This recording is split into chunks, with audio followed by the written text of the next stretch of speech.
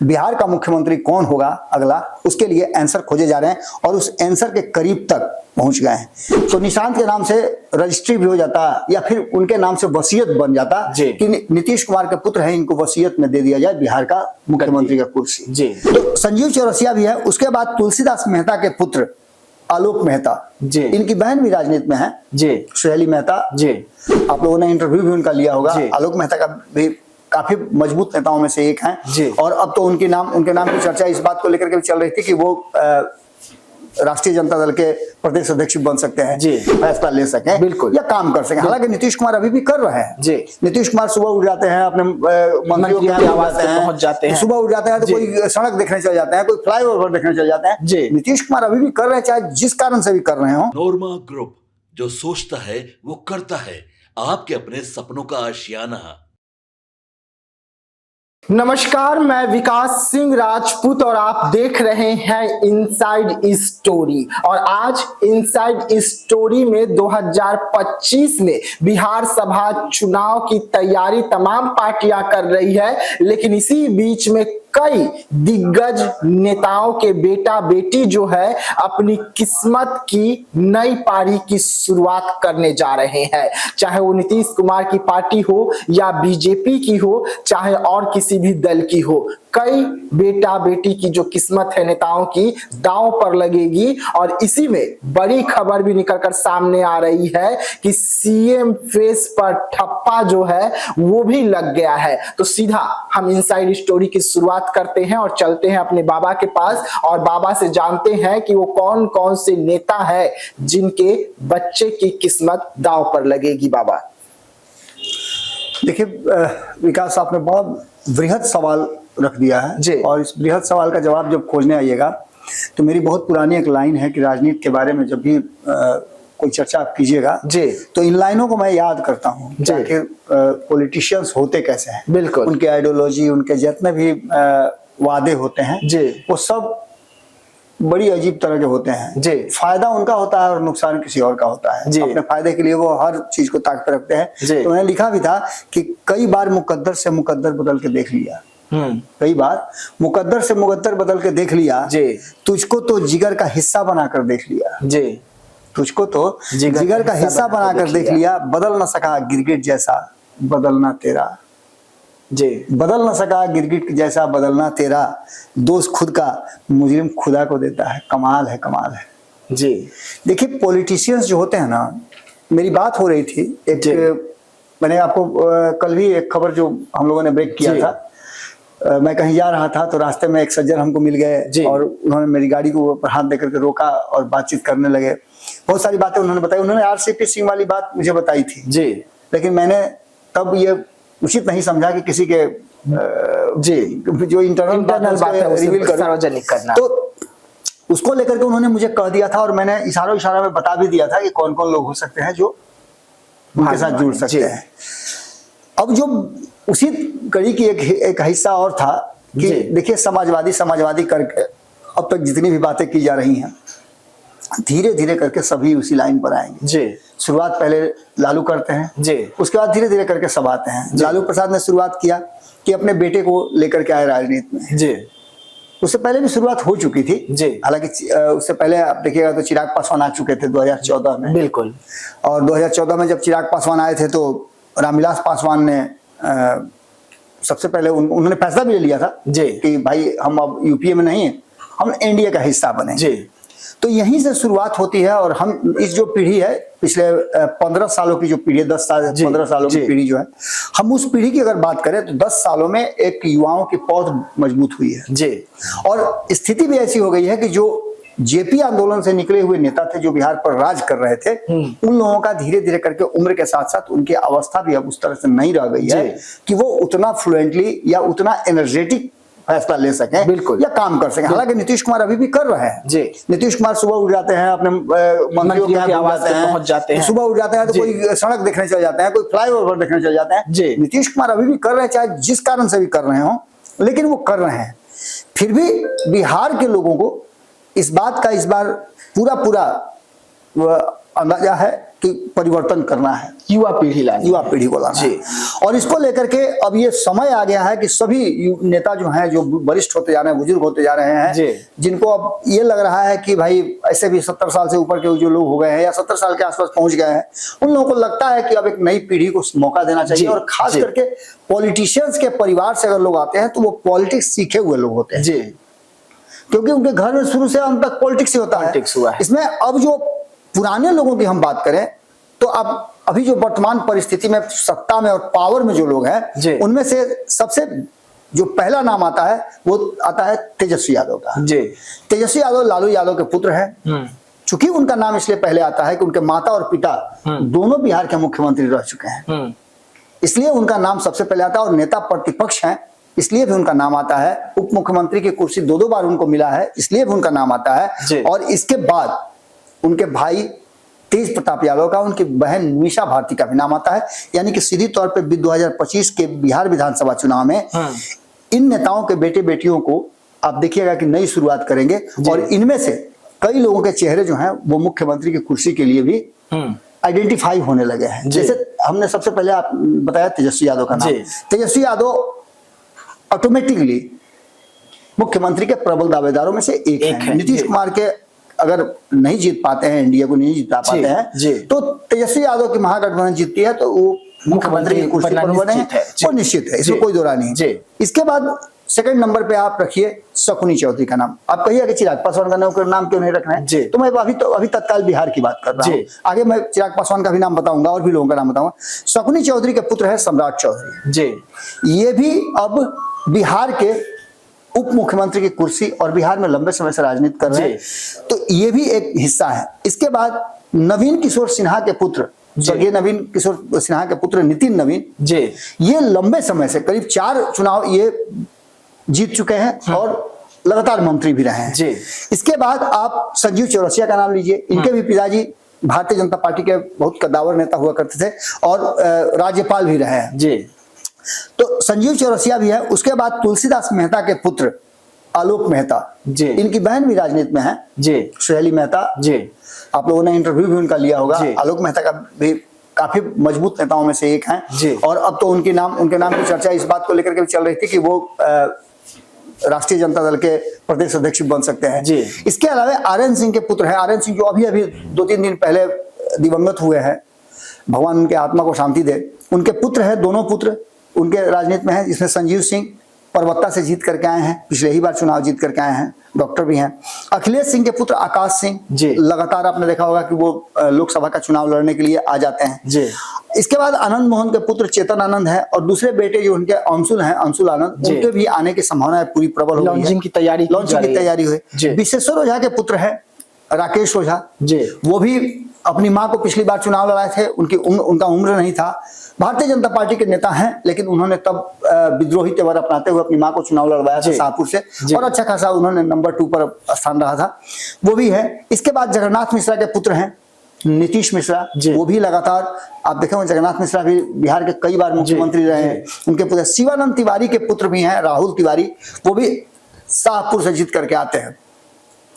इसके अलावा अब जो नई पीढ़ी की बात हम करें तो नई पीढ़ी में कई नेता हैं जो अपने पुत्रों को लाने के लिए तैयारियां शुरू कर चुके हैं और यही वो बात है जिसको लेकर के हम चर्चा करने आए हैं। इसमें कई खुलासे बड़े बड़े हैं जिनको लेकर के आने वाले समय में पता चलेगा। सबसे पहले हम शुरुआत करते हैं सबसे वरिष्ठ नेता की, वशिष्ठ नारायण सिंह की, जिनके पुत्र प्रशांत कुमार, सोनू के नाम से उनको बुलाया जाता है। आपको याद होगा कि वो अपने ही यहाँ पहला उनका इंटरव्यू हुआ था किसी भी पब्लिक डोमेन में, जिसमें उन्होंने कहा था कि वो अब चुनावी राजनीति में उतरना चाहते हैं और अपने पिताजी को हमारे माध्यम से कहना चाह रहे थे कि समाजवादी विचारधारा की एक बार समीक्षा की जरूरत है। आज उनका इंटरव्यू आप हर चैनल पर देखते होइएगा, वो तैयारी भी करने लगे हैं और वशिष्ठ नारायण सिंह ने भी कह दिया है कि वो शाहबाद से चुनाव लड़ेंगे। उसके बाद अब्दुल बारी सिद्दीकी, उनके पुत्र भी चुनाव लड़ने के लिए उनके भी तैयारी की जा रही है। जगदानंद सिंह उनके पुत्र अजीत सिंह भी पिछली बार आपको मालूम होगा कि चुनाव लड़े थे, हार गए हैं। उनके एक पुत्र रामगढ़ से चुनाव पहले से लड़े थे, इस बार 2024 में लोकसभा का चुनाव बक्सर से जीत करके आए हैं। अरुण सिन्हा अपने बेटे की तैयारी कर रहे हैं, वो भी 3-4 बार से जीतते आ रहे हैं कुम्हरार से, तो वो अपने बेटे आशीष सिन्हा के लिए प्रयास कर रहे हैं कि वो चुनाव मैदान में उतरे। इसके बाद मदन मोहन झा कांग्रेस के बड़ी कद्दावर नेता हैं, कई टर्म मंत्री रहे हैं, वो भी अपने माधव झा उनके बेटे हैं, उनके लिए वो तैयारी कर रहे हैं, अपने एमएलसी है। जीतन राम मांझी के बेटे संतोष सुमन तो हैं, उनके दूसरे बेटे की भी तैयारी चल रही है कि वो भी चुनावी मैदान में आए। अशोक चौधरी की बेटी ऑलरेडी सांसद हैं। इसके बाद नीतीश कुमार के पुत्र निशांत की भी बात चल रही है, हालांकि अभी तक उन्होंने स्पष्ट नहीं किया है कि वो राजनीति में आ रहे हैं चुनावी मैदान, लेकिन जिस तरह बार-बार मांग कर रही है, पार्टी भी मांग कर रही है, और जिस तरह का उनका एक्टिविटी है वो मीडिया फ्रेंडली होते जा रहे हैं, मीडिया को जा करके बयान दे रहे हैं, तो उसे साफ लगता है कि कहीं ना कहीं उनके राजनीति में एंट्री का जो है पूरा प्लान बन चुका है, उसके लिए सिर्फ घोषणा भर की बाकी है। इसके बाद आप बात करें तो और भी कई लोग हैं, रामकृपाल यादव के पुत्र अभिमन्यु वो भी चुनावी मैदान में उतरना चाहते हैं और काफी कुछ इधर उधर हाथ मार रहे हैं, कभी लोजपा में नजर आते हैं, कभी भाजपा में नजर आते हैं। बिल्कुल देखना ये होगा कि क्या करते हैं, किस तरह से आते हैं। शहाबुद्दीन के पुत्र ओसामा अभी हाल फिलहाल में उन्होंने इसी बार उपचुनाव जो हुआ था बिहार में लोकसभा चुनाव के बाद, लोकसभा में तो उनमें 36 का आंकड़ा था, लेकिन उसके बाद लोकसभा में लगा तेजस्वी यादव को कि इनको अपने साथ लाना चाहिए, और इनको भी लगा कि अकेले ये कुछ नहीं कर पा रही हैं, तो उनके शहाबुद्दीन की पत्नी जो है हिना शाह, उन्होंने और उनके पुत्र ओसामा ने राजद ज्वाइन किया। इसके बाद अश्विनी चौबे के पुत्र अरिजीत शाश्वत एक बार भागलपुर से चुनाव लड़ चुके हैं, 2020 में उनको मौका नहीं मिला था। अवधेश नारायण सिंह जो कि विधान परिषद के सभापति हैं, उनके पुत्र आनंद रमन भी चुनावी मैदान में उतरने की तैयारी कर रहे हैं। इसके अलावा और भी बहुत लंबी फहरिस्त हमारे साथ है और वो चुनावी मैदान में उतरना चाहते हैं, लेकिन सब में कुछ ऐसे लोग हैं जिनको आप ऊपर में देख रहे होंगे फ्रेम में। सम्राट चौधरी को आप मेन फ्रेम में देख रहे होंगे जी। इसमें कुछ ऐसे भी लोग हैं जिनका कोई भी राजनीतिक संबंध दूर दूर तक नहीं है, लेकिन उसके बावजूद भी उनकी पहचान, उनकी पकड़ बहुत मजबूत है। उनका भी नाम मैं बताऊंगा। सबसे पहले मैं शुरू करता हूं लालू प्रसाद के पुत्र तेजस्वी यादव से। इनकी चर्चा मैं पहले भी कर चुका हूं। तेजस्वी यादव निश्चित रूप से एक खेमे के बॉस हैं जी, और आप समझ सकते हैं खेमे के बॉस हैं तो टीम अगर इधर की जीते या उधर की जीते जी, कहीं ना कहीं कप्तान को शील्ड मिलेगा। तो अगर उधर शील्ड मिलता है तो तेजस्वी यादव के हाथ में नहीं मिलेगा, लेकिन उनको कई लोगों का लगातार टेंशन भी है, कई लोग उनको टक्कर दे रहे हैं, जिसमें सबसे बड़ा टक्कर अगर कोई उनको दे रहा है तो वो चिराग पासवान है जी।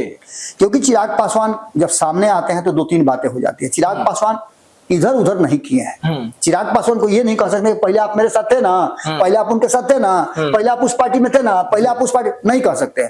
वो भी अपनी पार्टी के, जैसे तेजस्वी यादव अपनी पार्टी के मालिक हैं, लालू प्रसाद की विरासत को लेकर के वो आगे बढ़ रहे हैं, वैसे चिराग पासवान भी अपने पिता रामविलास पासवान की मजबूत विरासत को लेकर के आगे बढ़ रहे हैं। तो ये दोनों आमने सामने खड़े हैं। अब इसमें सम्राट चौधरी को लेकर के आप आ जाइए, ये भी नेता पुत्र है और मुख्यमंत्री की कुर्सी के लिए इनका भी नाम बार बार ऊपर आ रहा है। अगर भारतीय जनता पार्टी जिस तरह से करती है, अगर नहीं करे और क्रेडिट के हिसाब से अगर किसी को मुख्यमंत्री का कुर्सी दे तो वो क्रेडिट सम्राट चौधरी को मिलता है, क्योंकि साम दाम दंड भेद सभी चीजों को इन्होंने अपनाया है। इन्होंने जब जरूरत पड़ी, भारतीय जनता पार्टी ने इनको कहा कि नीतीश कुमार को सीधे एकदम सामने सामने टक्कर दो, लाल लाला करके उनको जवाब दो जी। जैसे प्रधानमंत्री नरेंद्र मोदी हमारे लाल लाला करके देते हैं पाकिस्तान को जवाब, वैसे लाल लाला करके जवाब दो, उन्होंने लाला करके जवाब दिया जी।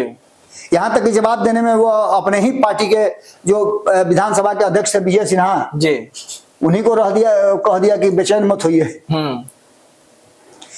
इसके अलावे जब इनकी बात होती है तो इसके अलावे आप जब सम्राट चौधरी की बात करेंगे तो इन सब के साथ साथ और भी कई नाम जोड़ करके आ जाते हैं, और उनमें से एक नाम नीतीश कुमार के पुत्र की है, निशांत की। निशांत भी उस रेस में बहुत आगे निकल गए हैं, क्योंकि उनको लेकर के नारा भी लगा है। यानी अगर देखा जाए तो नीतीश कुमार के अगर ये जमीन का बंटवारा होता तो निशांत के नाम से रजिस्ट्री भी हो जाता, या फिर उनके नाम से वसीयत बन जाता कि नीतीश कुमार के पुत्र हैं, इनको वसीयत में दे दिया जाए बिहार का मुख्यमंत्री का कुर्सी जी।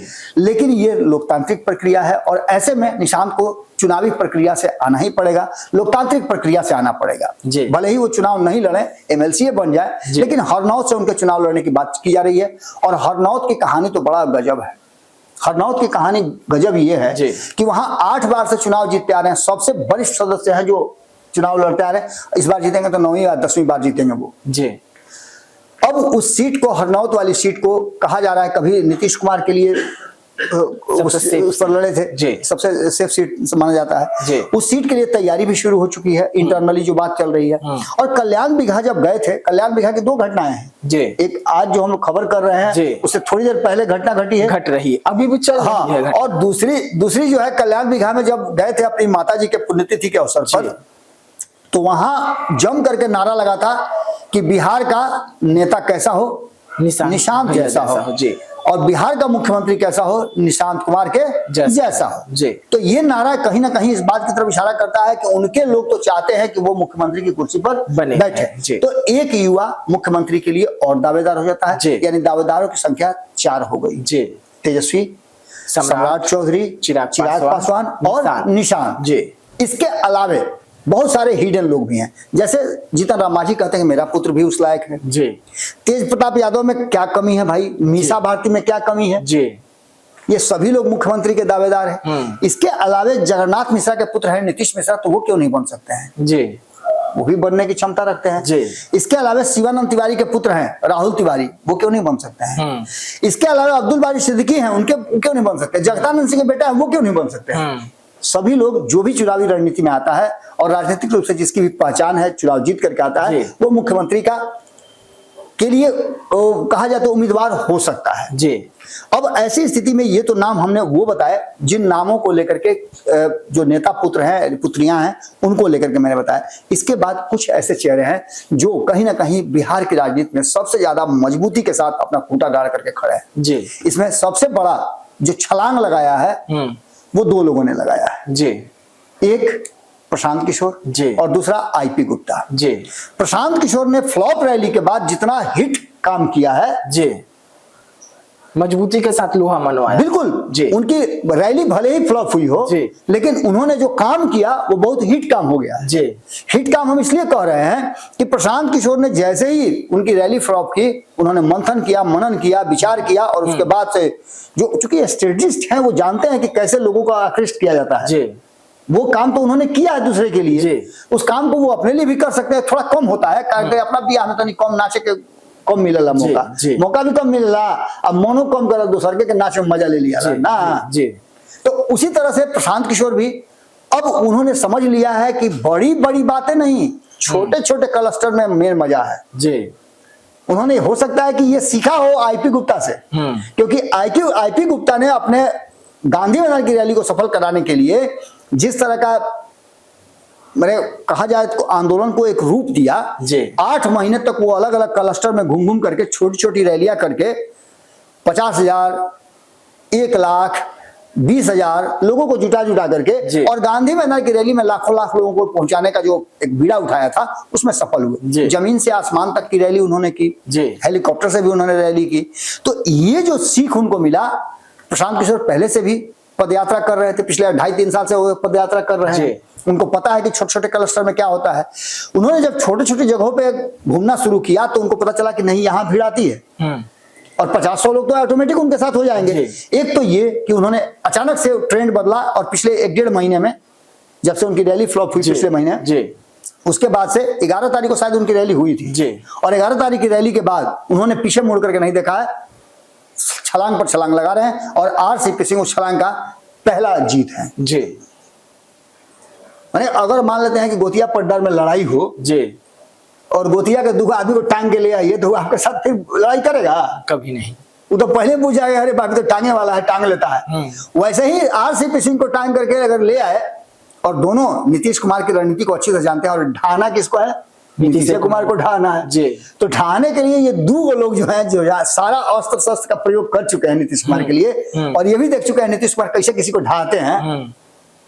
तो ये 2 मिल करके तो अब इनको आप जो कह लीजिए, इनको जितना आपको कीड़ा मकोड़ा फलनवा ठिकनवा जहरीला जितना कहना कह लीजिए, आप कहते रहिए। ये आपकी बेचैनी बताती है कि आप डर जरूर गए हैं। इसके बाद दूसरा, कल्याण बिघा जाने में उनको रोका गया, जैसे आपको राहुल गांधी को देखे हुए रोका गया, घूम करके गए तो पूरे दिन राहुल गांधी ट्रेंड किए। अब राहुल गांधी से बड़ा कोई खबरें नहीं था उस दिन का, और आज उसी तरह से प्रशांत किशोर ने कल्याण विहार नहीं गए, पुलिस ने उनको रोक दिया और ट्रैक्टर से लेकर के सब चीज, ट्रैक्टर खराब हो गया है रोड पर। ये सारी बात कह करके कहीं ना कहीं पुलिस ने अपना मनसा भी साफ कर दिया कि भाई हम जबरदस्ती चाहते हैं, आपको नहीं जाने देना। इस बात का भी उन्होंने खुलासा किया। इन सारी बातों से अलग एक तो ये हो गया प्रशांत किशोर वाली बात। प्रशांत किशोर उस जगह पर जाकर के खड़े हैं जहां वो नीतीश कुमार को, भारतीय जनता पार्टी को और तेजस्वी यादव को, सभी को सामने से टक्कर दे सकते हैं। यानी कि उस युवा पीढ़ी में जो 3 दावेदार हैं, एक नीतीश के पुत्र जी, एक सम्राट चौधरी जी और एक तेजस्वी यादव जी, ये 3 सत्ता के करीब रहे हैं जी। बाकी के लोग जो सत्ता के करीब नहीं रहे हैं, जैसे चिराग पासवान को इसमें जोड़ लीजिए आप जी। चिराग पासवान बिहार की राजनीति में बहुत प्रासंगिक नहीं रहे हैं। उनके पिताजी ने एक प्रयास जरूर किया था 2005 में, असफल रहे थे, लेकिन उसके बाद से अब उनकी इच्छा थी कि बिहार में अपना पैर जमाएं, हाथी का पैर रखें, तो अंगद के पैर की तरह उन्होंने अपना पैर जमा दिया है। अब वो बिहार की राजनीति करने के लिए तैयार हो गए हैं, उनकी पार्टी ने ऐलान भी कर दिया है। तो ऐसी स्थिति में एक तो चिराग पासवान हो गए जो कड़ी टक्कर देंगे, दूसरा प्रशांत किशोर नजर आ रहे हैं और तीसरा चेहरा आईपी गुप्ता का नजर आ रहा है जी। आईपी गुप्ता ने छोटी छोटी रैलियां भी सफल की, डिमांड भी उनका और बहुत सारा नहीं है, सिर्फ एक सूत्री डिमांड है जी। और 140 उम्मीदवारों का उन्होंने ऐलान भी कर दिया है, सीटों का जी। 140 सीटों पे चुनाव लड़ने का उन्होंने ऐलान कर दिया। अभी बाकी सेकंड फेज में और भी ऐलान करेंगे, लेकिन पहले फेज में उन्होंने 140 सीटों पे ऐलान करके सबका दांत खट्टा जरूर कर दिया है।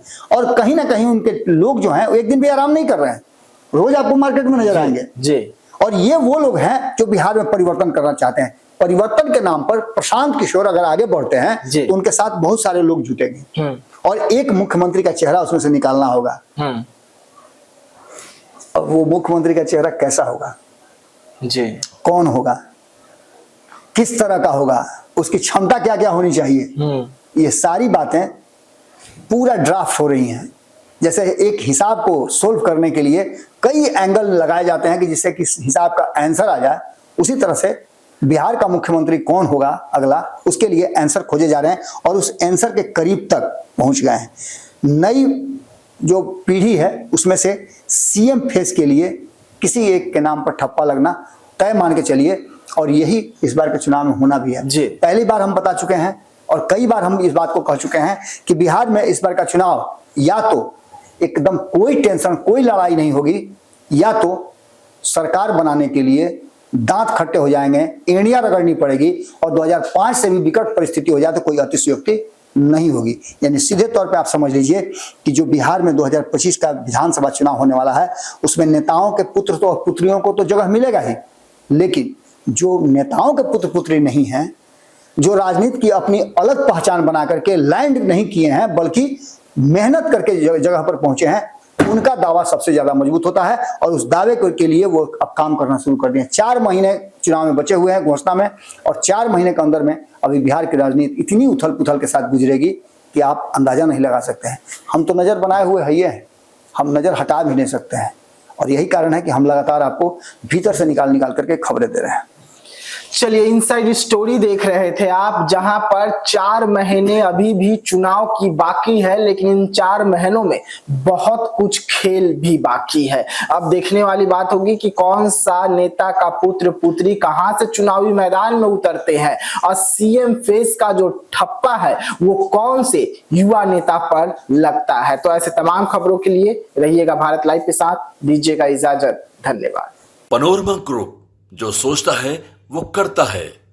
अगर ये वीडियो पसंद आई और वह बिहार के राजनीति और बिहारियत से सरोकार रखेनी तो सब्सक्राइब बटन दबा के चैनल के सब्सक्राइब कर ली। ओजे एगो घंटी बा, ओकरा बटन दबा देला से कुल सटीक और मारक खबर रुआ मुफ्त में मिल जाई। अगर रुआ पत्रकारिता के हमनी के नया प्रयोग में सहयोग कर चाहतानी तो ज्वाइन बटन दबा दी। पेटीएम नंबर नोट कर ली 9386816700। धन्यवाद।